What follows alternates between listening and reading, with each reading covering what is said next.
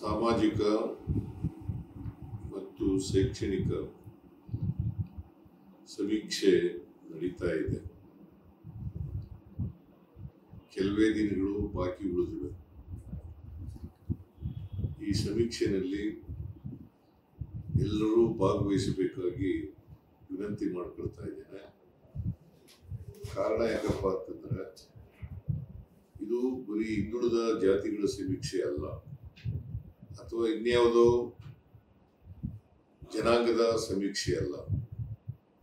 ಇದು ಕರ್ನಾಟಕದ ಎಲ್ಲ ಜನರ ಸಮೀಕ್ಷೆ.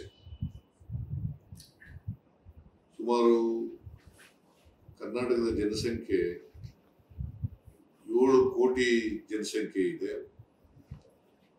ಈ 7 ಕೋಟಿ ಜನರ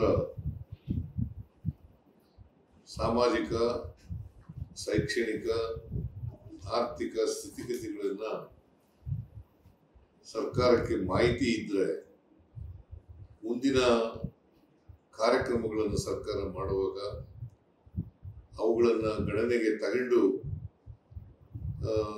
ಕಾರ್ಯಕ್ರಮಗಳನ್ನು ರೂಪಿಸಲಿಕ್ಕೆ ಸಾಧ್ಯ ಆಗ್ತದೆ.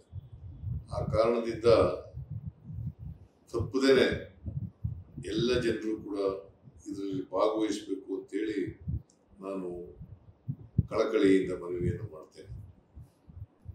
ಮತ್ತೆ ಈ ಮಧ್ಯೆ ಕೆಲವು ಅಪಪ್ರಚಾರ ಮಾಡ್ತಾ ಇದ್ದಾರೆ.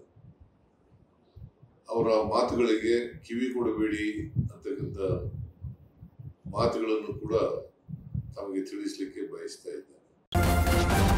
ನ್ಯೂಸ್ ಫಸ್ಟ್, ನಿರ್ಭೀತಿಯಿಂದ ನಿಮ್ಮ ಪರವಾಗಿ.